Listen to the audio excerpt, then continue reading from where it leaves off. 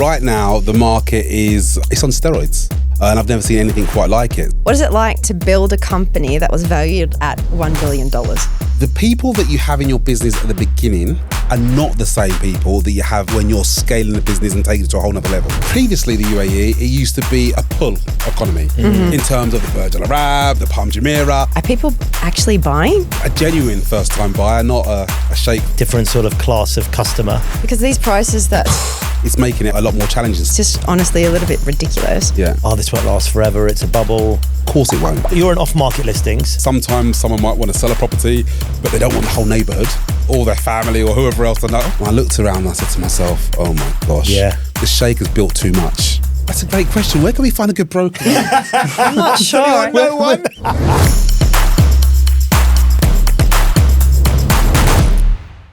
Are you looking to buy property in Dubai? Wait. I'm not trying to sell you anything. But today's guest on Chat GIG is Ainsley Duncombe, talking about how wild the real estate in Dubai is right now. Ainsley, welcome. Thank you very much for coming on to our show today. So obviously you are a real pro in the real estate world. You've been international director at PropertyFinder. You've worked at Groupon, and now you've got an off-market listings, your own company for the last 5 years. So you're dealing with like super high net worth individuals, celebrities, and all sorts of interesting characters, I'm sure. I thought I would ask you, so I was walking on West Beach on the Palm a month ago, and I saw a really nice building, one at the Palm. I didn't know it was one at the Palm. And I thought, I wonder what that property cost. It was one of the penthouses at the top. And so I went on to PropertyFinder, had a look, and there's 3 penthouses. It was 370 million dirhams. It's now gone. So who are these people buying these insane properties? Are they living in them? Are they going for that sort of money? You know, what the hell's going on? Well, number one, thanks for inviting me. Really, really appreciate it. So it's totally, I'm really quite excited to be here, to be fair. In regards to the property market, right now, the market is, it's on steroids. It's the best it's ever been. I've been here almost 18 years now, and I've never seen anything quite like it. So we are seeing people from around the world, people that are looking to relocate. As we're seeing economic challenges in different parts of the world, more and more of those, high net worth people that can afford to leave are jumping on a jet, and then, many of them are coming to the UAE. So, we're seeing properties that are breaking record after record, not just on the Palm, but also elsewhere as well. So it's an exciting time. And it's a great time to be involved in real estate, I guess. So, for people not in real estate, the thing you always hear is, oh, this won't last forever. It's a bubble. What's your view on what the future looks like? All markets have cycles. Yes, right now the tide is high, and the majority of people are doing very, very well in real estate here in the UAE. Will it last forever? Of course it won't. There'll always be a time when it has to come back down again. Do we know how long it is? None of us have got a magic wand. Yeah. It could be, another 6 months to the end of the year. It could be longer than that. One thing I will say, the more that we're seeing the challenges in other areas around the world, the more that's pushing more and more people over to the UAE. So as the challenges continue to increase, and as people are economically challenged, many of them are thinking to themselves, I don't have to stay in this environment anymore. I'll put it like this. Previously, the UAE, it used to be a pull economy in terms of the Burj Al Arab, the Palm Jumeirah. These are all these nice little things that kind of attract people and pull people over. But now what we're starting to see for the first time is now a push. Many of these other countries, with what they're doing with the taxes and taxing on school fees and all of these different types of things, it's making it a lot more challenging. So sometimes some people that didn't even initially want to leave are now looking to themselves and saying, yeah, maybe I will leave my home country and look to do something somewhere else. And the real estate market itself, is it still affordable? Because these prices that we're seeing everywhere, it's just honestly a little bit ridiculous. Yeah. Are people actually buying? So affordability is relative, right? If you look at the price per square foot in central Dubai, and then you were to compare that to somewhere else like central London, in central London, unless you're a genuine first-time buyer, not a shake first-time buyer, but in central London, you're not really buying anything, for less than, you need £1 million to kind of even do anything in central London, right? Yeah, that's true. So it is still affordable. There are still some of these new areas as well, as you go a little bit further out, the Arabian Ranches 3, and, there are other areas where it can be affordable. But also you need to be smart. There are some interesting things. Russell Kamer, don't know how familiar you guys are on where the new casino is going to be coming up. There's some interesting things up there. So, for example, I mean, so you've got the actual casino. That's going to be on an island. I don't know anybody that actually wants to live directly next to a casino, but there are the other islands that are like a 6-minute boat ride away, and you can get some fantastic things up there. I'm talking 1.3 million dirhams on a 30-70 payment plan. Oh wow! So between now and 27, you're paying 10% a year, and then 70% on completion. Something like that's pretty interesting, because once that's obviously been built and that's completed, then obviously that's going to appreciate in value by 20-30% anyway. So there are, you need to know who to speak to and obviously where to look. And the properties that you take on, so you're an off-market listings. My understanding of that, correct me if I'm wrong, I have a go at this. So this is stuff that obviously doesn't come onto the market. It's private. Yeah. So I'm guessing there's some sort of exclusivity, a different sort of class of customer. And probably a different class of property. Did I get that right? Yeah, so previously I was the international business director for PropertyFinder. So I opened 6 countries for Michael: Qatar, Lebanon, Egypt, Morocco, Bahrain, and Saudi Arabia. So that was very much the on market, and that's where all the listings were kind of going online. Now I specialize in off market, things that are not listed on the portal. And there's a number of reasons for that. Sometimes someone might want to sell a property, but they don't want the whole neighborhood or their family or whoever else to know, Mohammed's selling his Palm Villa. He must need some extra money or something. And his name would be Mohammed. Got it. Whatever. It could be John. It could be Philip. Whatever. Oh, But sometimes people can make assumptions of the fact that you're selling your property. So we like to just kind of like work a little bit more discreetly, so we can sell those properties through our network without necessarily having to put them on the portal if the client doesn't want them to go up there. And what do they buy? Are they buying on the Palm? Are they buying Emirates Hills? Are they buying are they living in it? Is it an investment? It depends. There's different profiles that come across, but some of the ones that we've had that have come to us, they've been referred to us. 90% of the stuff we get through referral anyway. And they said, listen, we're thinking about, we want to have more exposure to the UAE market. We want to get somewhere. What do you recommend? Where should we go? What kind of budget should we be looking at? And then kind of just advise them accordingly based on what they want to get out of it. So some of them just want to have a property to come and stay at in the summer. Okay. And what is the budget that they usually are looking at? I mean, the majority of people that we work with, I mean, it's north of it's north of. We want numbers. We want numbers. £1 million. Typically, if £1 million minimum. Yeah, minimum. Yeah. Before anyone can start talking. We do work sometimes if somebody's got like a lower budget than that. Okay. If they're looking to buy, maybe an apartment for the kids or something like that. But but typically it's north of £1 million. And do you suggest people to purchase properties that they invest in or purchase properties that they live in? So that's a great question. I would say this much, which might be a little controversial. You like a bit of spice. Yeah, a little bit of spice, right? Somewhere that you live in, I wouldn't necessarily deem that as an investment because you're always going to need somewhere to physically live yourself. So that would be like kind of like your family home. I think that what's more important is that it ticks the boxes that you need. If you need to be close to the kids' school or whatever it needs to be able to do, those are things that are important. And then if you're looking for something like an investment property, then that's very different. And then you may want to buy somewhere as an investment, not necessarily somewhere where you'd necessarily live, such as the Russell Kamer example. Okay. So I know a lot of people in the real estate space that end up investing in property as investment, take the profits from that and then use that to rent where they actually want to live.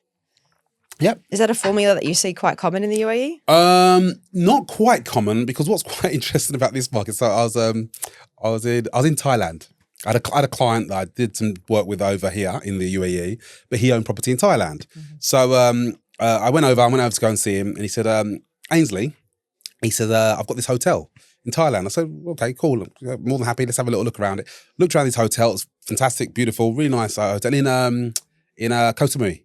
Koh Samui on an island in Thailand. Koh Samui was beautiful. Yeah, beautiful. Absolutely fantastic, yeah. He said, I want you to sell it for me. I'm like, well, I'm not a Thai broker. So Number one, I'm not a Thai broker. Number two, I don't live in Thailand. And number three, why the hell do you want me to do it for you? He said, listen, I've worked with you now in the UAE. First of all, he had a 1-bedroom property. And then after I sold that for him, he then came back to me and said, I've got an apartment in Dubai, a villa that he wanted to sell. I said, all right, cool. So I'm looping back round to the Thai bit in a minute, but I'm just to give it a bit of context. So he said, come and look at this place I've got in Dubai, the villa. I said, no problem. As he's showing me around the property, I could tell he was in love with the property. Oh, this is from, I brought this from Asia, we got this from China, we got this. I could see he's in love with the property. So we finished in the tour and he said to me, all right, Ainsley, will you sell it for me? I looked at him and I said, no. He's like, what? I said, I'm not going to sell it for you. He goes, why not? I said, because at the moment you're spending some of your time in Dubai and the rest of your time in Thailand, but you've still got a business here. You'll be coming backwards and forwards. So I said, I'm not going to sell it for you because I can see clearly you're in love with the property. I said, so no, won't sell it for you, but I'll tell you what I will do. I'll short-term rent it for you in the times when you're not in the country. And then, whenever you want to come back, you can come back and stay in your own home. And we do it like that. His jaw hit the floor. He said, there's no broker in the city that would turn down a sale in order to do a rent. I said, I don't care what other brokers, I work based on what I can see and what I understand. So I said, that's what we're going to do. And he's like, I love it, do it. So he did that for a full year. And then after that, then he relocated full-time to Thailand. And then that's when he said, will you sell it now? I said, of course I will. And then we actually ended up selling the property. But that particular guy, he then went to Thailand. I went to go and visit him over there. And he had a resort that he wanted to sell. And I said, but why do you want me to sell it for you? Like, you've got all these other, he goes, I trust you. You're not just a guy that's trying to make a sale. Yeah. You're genuinely looking out for me. And even if you go and get a Thai broker to work with, I want you to be involved in the sale so that we can go through that. You went from a home to selling his resort? Yeah, he actually ended up, the other thing about many of these guys in this market. As you do. Like you said that so casually. Yeah. Just sold a resort. The other thing about this market is so many of these guys, they own multiple properties. They don't always tell you at first. They start you with we started off with I think it was a 1-bedroom he had on the Palm, and then we ended up working our way through, and then he ended up finding he had. So that network value can be super high, right? 100%. So I guess that goes back to the supply and demand out in the region. And especially with the developers here. Are you seeing that the developers are playing catch up to the amount of demand that people are wanting to move out here and purchase real estate or invest in real estate? So I'll tell you an interesting story to answer that. So 7 years ago, because my daughter's 7 now, I went to Kenya. But before I went to Kenya, I walked along JBR Walk. And this is in the evening, so it was dark. So I looked up and I could see all these different towers. Like there's over 34 towers along the JBR Walk. They're 40 stories high. So it's the single biggest residential development in the world. So there's plenty of units. I looked up and I could see that there wasn't that many lights that were on. People had brought them. I knew that there was no availability, but there was no lights. People weren't living there. And I looked around and I said to myself, oh my gosh, the Sheikh has built too much. Do you know what I mean? There's too much supply here. Yeah. It's absolutely crazy. He's just done too much. He's got to stop now, you know? It's like those guys that get a tattoo and then keep on going. It's addictive. It's addictive, right? They can't stop. Went to Kenya. I was in Kenya. When I was in Kenya, I kept on hearing people talking back here about blue water. So I thought, why is everyone in Dubai talking about blue water? Anyway, when I actually ended up coming back again, I saw that blue water is actually a man-made island that has been built with all these new, developments and all that wasn't there when I left. And I was like, and then because everything's changed, and then I was like, there's not enough property. People couldn't get apartments. I'm like, he needs to build some more. So it's literally been up and down. It's been up and down. It's crazy because it's slow, construction's slow, and then all of a sudden it's like, everything's everywhere. Yeah. Like Palm West Beach, near where I live, it's like there was nothing on there. And all of a sudden it's just like erupted into properties and bars and restaurants. And I'm just like, how did that happen? I feel like that was the same experience when you went into Blue Waters. 100%. And now there's developers everywhere, but a lot of things are unfinished. Yeah. So that's where the confusion comes in, Is there enough supply for everyone? I mean, if you remember back in the day on the Palm, there used to be only 4 bars. Back in the day, Biddy Bondi, Kivana. There's literally another couple along the way. Now there's over 200 bars. It's wild. The same, probably 250 by now, even more. So, but this off-plan thing is scary because we've gone through the cycles where we've seen it. And I had the same story in 2016, Dubai Hills. I remember when Dubai Hills was being built, I had the same thought where I was like, who the hell is going to live in all these units? Yeah. And now Dubai Hills is premium, right? Like Correct. And I laughed at a few of my friends who moved into Dubai Hills in like 2021. 2021, they were almost embarrassed to say, oh yeah, I've got an apartment in Dubai Hills. Now it's a good place to live, right? Like another funny story, the villa community. Oh yeah. Used to be exactly the same. Back in the day, it was over there. Yeah, you needed your passport to go visit. Like, you're like over there, like who lives over there? Countryside. Now it's premium mansions, right? Now it's premium. Now they're premium going mansions. It is premium mansions, right? Before there were a couple of million dirhams. Now they're 8s or 9s. Jumeirah Island, same thing. Same. I mean, 35 million dirham houses that were 4 million, Correct. 5, 6, Correct, 7, 8 correct, years correct. ago. I mean, all cities do have that spread, as the urban sprawl. Yeah, but the exponential growth is not, Correct. this is No, unusual, right? Correct. I mean, correct. It's on steroids. it is on steroids. Yeah, it's on And so Al Dar did their launch. They had a Dubai launch, I think a month ago. It was $5 billion of real estate that sold out in something like 20 minutes, or there's some crazy stat. Are they all going that quickly, or are there anywhere you have a launch? Because obviously a lot of this goes through Instagram and you see all this chaos to get FOMO. Does it all sell out immediately, or are there some units where it's just like, oh, that didn't go so well? Let me be clear.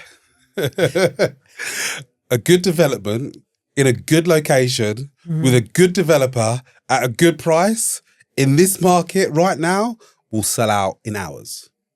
The whole thing. I've been to launches recently, 400 units gone in 6 hours. Again, how much of that is real estate brokers buying for themselves, to capitalize for themselves and then maybe sell on later as a personal investment, versus they're buying for their customers? Okay, so I think what you meant is how much of that is a speculative investor that's buying it purely in order Yes, to flip. term that we use around it. We don't like that word. Yeah, But we don't like it's that a word, but naughty yeah, word. in terms of flip, as opposed to end user. So what kind of percentage would it? I think that's what you're kind of getting at, right? So I think that's a great point in terms of, and a great question. But I also think, especially for the developer, they don't really mind that much. I mean, a sale is a sale. They is a sold sale, the unit. right? Yeah, They've still they're sold good. the unit. Yeah. And don't Yeah. forget, whoever's purchased it, even if they're a speculative investor, in order for that to work, they need to have somebody else that's going to be able to look into purchase the unit from them, right? So it kind of like is, you're with me. So listen, I would say probably over 60% are speculative. Are people that are, depending on the development, depending what it is, depending on the price point as well. You can't speculate quite as well if the price points start getting higher.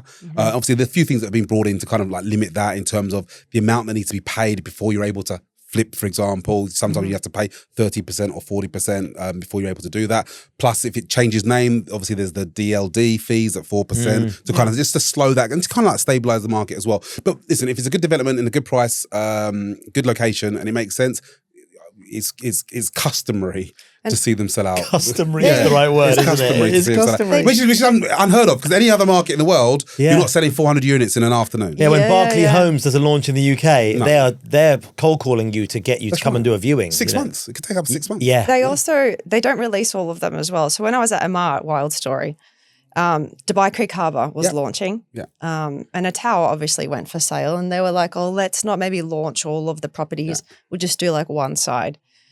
Within 10 minutes, the tower was sold out. Yeah. One buyer came from China, through one broker, this female, bought the whole tower. Oh my gosh. That was a good day for the broker. That was an incredible a good day for the day. broker. That woman, I think she's set up for life. Yeah, I was like, what do you mean someone bought the tower? Yeah. That's crazy. She's definitely set up for life. That would be that's one of those game changing. Yeah, it was a game-changing moment. Yeah. But that goes back to the developer, the location. Yeah, Done. correct. Yeah. When it's good, it sells. And this being in bed with the developer thing. So I play golf with a guy who represents buyers, and he told me that he went to a launch last month with him and 4 of his team, and they got 1 unit allocated to them. Yeah. And they're 5 people. And he was like, we didn't know what to do. We've got all these people asking, like, we're supposed to be representing our buyers. Yeah. And we got given 1. And I said to him, well, why was that? And he's like, well, we just don't know the right people right at the top. Yeah. So we're just the bottom of the food chain. Yes. Really? Bit depressing, right? And I was like, so how'd you do that? And he's like, well, the game for the off plan is you need to be doing all the networking, schmoozing, relationship stuff with whoever the decision makers who allocate the units out. I don't know if that's true.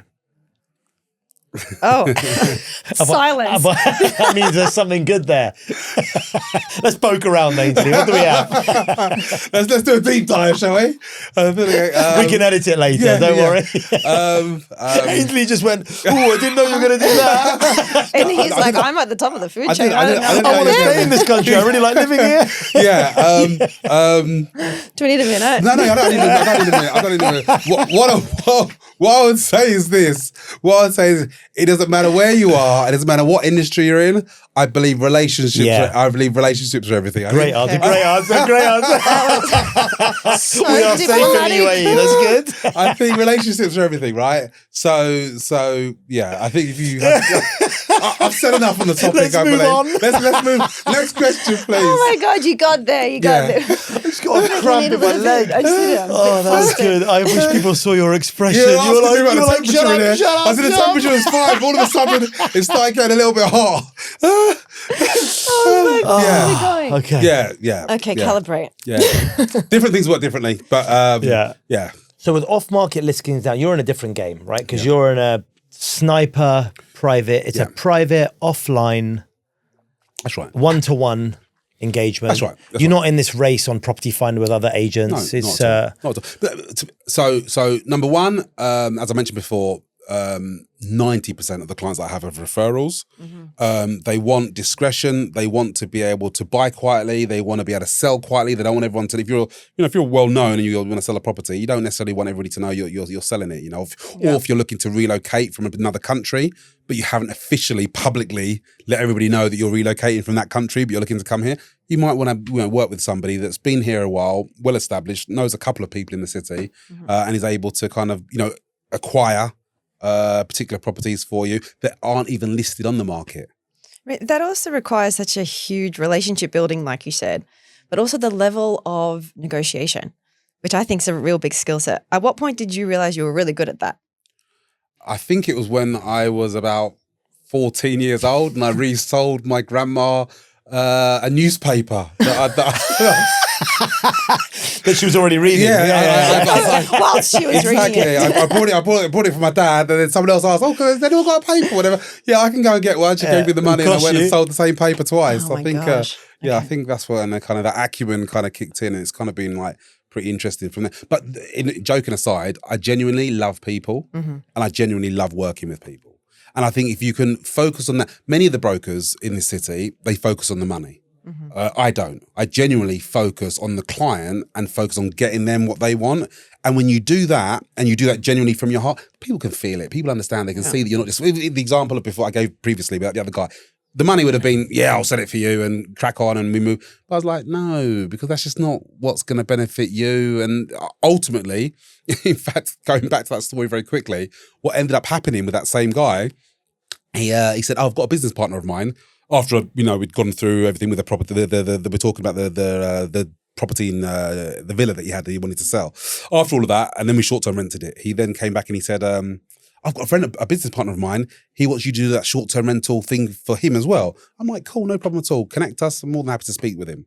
So I got the phone call from his business partner. He goes, hi, is that Ainsley? I'm like, yeah. He goes, I want you to do that short-term rental thing that you're doing for my business partner for me. I'm like, sure, no problem at all. I said, where's your property? What property you've got? Oh, I don't have a property. I want you to buy it for me as well. And then buy it, and then you do it. I'm like, oh, right, okay.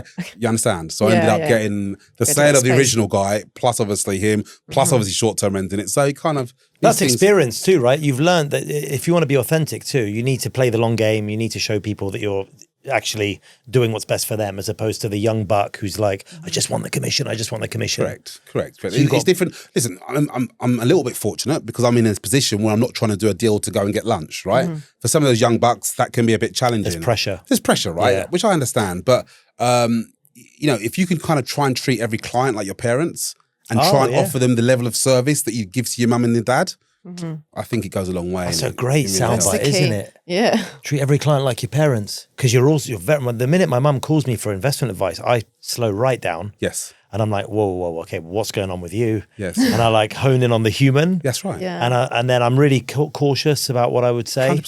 100%. Wouldn't do that with everyone, so that's good. Yeah. If you can kind of have that mindset, don't get me wrong. Good reminder. Yeah, it's a good reminder. That kind of mindset, just the kind of, these are humans that you're dealing with. And many of these people, of course, some of them, have done very They're not mugs. Well. Yeah, correct. And they appreciate it. They're not, right? I mean, they didn't accumulate that wealth through being idiots. So. That's right. Yeah. And also, when you give them advice that is in their best interest and not in your own best interest, they clock it straight away. They're like, we know for you, going that way would obviously remunerated you in a much bigger way. But by going that way, you're actually genuinely looking out for me. And once you've got the client to that level, they're like, do what you need to do. In fact, I've just had another one now. he's in Mexico, and he said, Ains, please buy me a property. I want it for short-term rental. Buy it, furnish it, rent it. And he even flew back from there to sign some documents with the bank and stuff. I said, do you want to go see the property? He goes, no, you've got it. Crack on, carry on. There's real trust there, right? He's got a property, he's never even seen it. The care thing's big and experience. And talking about experience, what is it like to build a company that was valued at $1 billion? Okay, so that goes back to the PropertyFinder days. Something that's really interesting, I'm not sure that everybody, I didn't know this before, the people that you have in your business at the beginning, when you're building a business, are not the same people that you have when you're scaling the business and taking it to a whole nother level. So that's something that I wasn't really aware about. You do have different people that are good at different parts of that journey, and you can't take the same person all the way through the journey. So I learned a lot doing that with PropertyFinder. It was really very, very interesting. One of the funniest things that my mind always goes back to was we were in Egypt. We launched, across the region, and there I am. I don't speak Arabic. I'm in Egypt. I'm in my suit. I've got my shiny shoes on, walking through the dusty fields, and going up to a guy who's got a tower. And the guys, traditionally the older guys, they sit outside the building. Each one sits outside the building that they kind of rent or sell for. And you're going up to them, whatever, and he owns the building. He's just sat there, just chilling, playing with his beads or whatever. I'm like, I've got this new idea, this new concept in terms of how to. You're pitching it, yeah. I'm pitching it, and he's like, who is this guy? He's just like, he's just there with his beads, like chilled. You're over here. You don't speak Arabic. Your shiny shoes are full of dust. You know what I mean? And I've been doing this the last 35 years. My dad was doing it for 50 years before me. Don't think you're going to come here with your shiny shoes and change anything, son. And I'm like, desperately trying to get through to them, and they're having none of it. So then in the end, I just say to them, okay, what's the units that you want to sell? And they're like, this one, this one, this one. I'm like, fine, brilliant. I said, can you do me one small favor? Can you take the photographs of the we're not taking any photographs for you. And if you are taking photographs, you can't take any photographs in the bedrooms. I'm like, what? But there's no one in there. He's like, they're like, bedrooms are off limits. I swear. There's no one in there. Bedrooms are off limits. They're like, you can't take photographs. I'm like, oh my gosh. I'm like, it was a real challenge. So in the end, I was like, all right, forget all that. Give me the keys for everything you want to sell. So they give me like 3 or 4 keys. I'm like, all right, cool. Where do you want the calls to go to? Like they gave me something like a little analog mobile phone where he wants to take the calls from. So I'm like, all right, cool. Just leave it with me. I get the keys. I take all the photographs, list it online for PropertyFinder Egypt. Then the calls start coming through to him then. And then he's like, hey.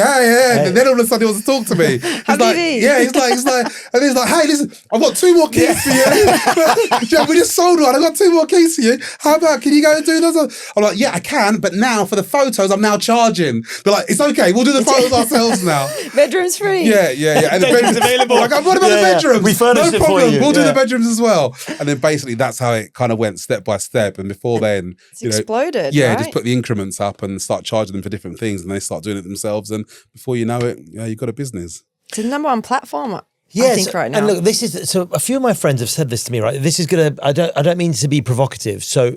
Yes, you do. Oh, yes, you do. No, I don't. I want a real answer, right? So this is. I want to know the reasons. So. Obviously, in the business you're in, off-market listings, I get the value of what you do and what you bring, because that's a private concierge service, right? For the, let's call it general population of Dubai, for average, regular housing, obviously you've got PropertyFinder and Bayou are the 2 big ones. Why do I need an agent? So if I'm selling my place and I'm willing to list, I'm willing to deal with people. Yeah. Why do I need to pay this fee? What's the agent giving me that I can't do myself? If I'm competent, can deal with people, I can handle the negotiation. Is it a legal requirement? Do I have to use an agent? Okay, so it's not a legal requirement. You don't have to use an agent. What is it? What's the saying that they say? A man that chooses to represent himself has as a fool for a client. In terms of like a lawyer. Anybody that chooses to represent themselves has a fool for a client. Because of course you can go to court and you can go and represent yourself and whatever. But the smartest people will use proper representation, and the same applies for brokering. I myself, I'm actually looking for a property right now for my mum. Okay, of course I'm in the industry. Of course I've got connections. But I have gone and sought out a broker to go and find this property for me. Wow, that says a lot, right? Yeah, I mean, I could save the money by not doing it myself, but cheap can be expensive in this game. And I think what the real question should be, not should I use a broker or should I not use a broker? I think the real question should be, should I use any broker or should I use the right broker? Because the thing is, and I understand the way that everybody looks at this, but what not everybody always sees is the right broker can save you that money anyway. If you've got somebody, it's a great negotiator. The fee is whatever the fee is, right? But let's just say for argument's sake, the fee is 100,000 dirhams. It's a lot. But you've got a great broker that's switched on, that understands the market and is a good negotiator, represents you well, and he gets 200,000 dirhams off the price. Was he then still expensive? Are you with me? As opposed to a broker that doesn't do anything, of course, and you're paying out 100,000 that he's done nothing, of course that's expensive. But a good broker should definitely be able to save you that money almost immediately. And I say that with all seriousness. A good broker, for example, when you go and speak with them and you're looking to buy a property, you probably don't know what bank's doing what rates are doing what. No. You don't really know where to go, what to do. Okay, a good broker will know. And you may well traditionally just go to your local bank, the bank you bank with, where you're, okay. A good broker may well then say to you, try this bank. 1, they expedite it quickly. 2, the interest rate is lower. And 3, that will work better for this property. That could have, if you've got a better rate, a better interest rate than what your own bank would have saved, you've saved money already. Yeah. So cheap can be expensive. Find a good broker, find one that understands the business, understands it, not just a new one that's just, been here, 20 minutes. Find someone that actually gets it and understands it, and then get them on board and have them work for you and save you money. And so how would you find a good broker? Because you mentioned find a good broker. Yeah. What are maybe the top 2 things that you need to see That's in a great person? question. Where can we find a good broker? I'm not sure. Does anyone know one? Does anyone I wonder that. He was so ready for that. He's like, yeah, you're right. Just fed you that. I wonder where we can find a good broker. So what makes you, let's say the top 2 qualities, if you're talking about yourself. Let me be honest. There are some fantastic brokers in this city. They're genuine, myself excluded. There are some great brokers in the city. So what I would say it would come down to more than just a broker. It depends on what you want and where you want it. Because many different brokers specialize, particularly in particular areas. Are you with me? So if you wanted to, buy on the Palm, for example, I wouldn't suggest you go and get a Meadows broker. Yeah, that makes no sense, right? Yeah. You'd want to go and get it. So what makes a good one? 1, knowledge. 2, knowledge. 3 knowledge. Right? They need to be able to understand. And also you want them to be competent so that they can negotiate on your behalf. That was hilarious. You were like, knowledge. What else is important? Oh yeah, knowledge is also, it's quite good. Yeah. No, you want them to understand and be knowledgeable. And also they can to safeguard you. Sometimes you might be looking to put an offer on a property. And if the broker doesn't say to you, we should get a complete comprehensive overhaul of the property, just an inspection, just by doing that alone, you can have the inspection done. There's a problem here, there's a challenge here, and you can use that to negotiate, to go back to the seller and say, we've got this independent report and all these things are wrong. We need to fix these. Either you can fix them or we can fix them. If we fix them, we need to deduct this from the overall price and help use that as a tool to get you an even better deal. Okay. Awesome. Ainsley, oh my gosh, full of laughs, full of knowledge. That's like the biggest takeaway here. I'm learning so much even having the conversation. I'm so sure even Ahmed himself. So thank you so much for coming and really giving us an overview of Dubai's market, all of the things that it needs to improve on, but mostly all the things that it's really great at. Please allow me to also say it's a fantastic market. And buy. It's a time to buy, right? Now's the time to buy. I'll say this. No, I'll say this much. I'll say it's not so much as whether the type. There's always an opportunity to buy. It's not so much whether to buy or not to buy. It's at what price that you do buy. Okay. That's what. And I know it sounds a bit convoluted, as if I'm dodging the question, but that's what makes it. I've brought myself recently, so there you go. If that's there's your answer. Yeah. Okay. What you mean? Because some people will buy the wrong thing for the wrong price. 100%. Right. 100%. There's always great deals in the market, and there's always not so good deals in the market. So it's important that whatever somebody's looking to buy, they can buy something that makes sense and something that does well. But value. Yeah. But I wanted to ask you, and I forgot. Go on. Bitcoin purchases. Do you get people buying with crypto or Bitcoin or all that stuff? Oh yeah, we missed that. Yeah. How did we miss that? But Ainsley's done it again, hasn't he? He's gone, I don't know if I can do this one. I know that another they edit. are. I know they are. I know from a client of mine they were But it's purchasing. it's legal, isn't it? It is legal, and we are seeing a lot more movement in the crypto space. What a corporate response that Who was. scripted that for you? If they say this, Ainsley, say that, all right? And then just move it along. But that's fine, isn't it? It's fine. It's right. fine. There's nothing wrong with it, and we look forward to seeing more. We look forward. Long may it continue. A long way to continue. A long way to continue. Yours truly. In fact, when it comes to that kind of, we like the money that jingles, but we prefer the money that folds. But we also, if it's crypto, whatever it may well be, as long as they could, we'll take it. As long as it converts. As long as they have the KYC and all the. Yeah, that's the challenge, right? Yeah. It's not the challenge. That's what needs to be done. So as long as everything's done correctly and ethically, and the sources is all above board, we've got no issue. Okay. No issue. Well done. All right. I think we're good. I'm done. We're good. Thank you we very just much, keep it short. Ainsley. This goes. Peace. Ainsley, that was We great. finished on Thank a you. breath holder. Honestly, thank you so much. That was awesome. No worries at all. Really Thank you. awesome. That was Thank a you lot for of fun. inviting me. It was a pleasure. It was. That was a lot of fun. I think maybe you guys enjoyed it a little more than I did. You're going to go home and be like, what did I say? Oh my God, Robyn, I need to see that before it goes out. Yeah. Do yourself a favor and be sure to subscribe to our channels, ChatGIG on YouTube, TikTok, and Instagram. Thank you so much for watching. See you next time.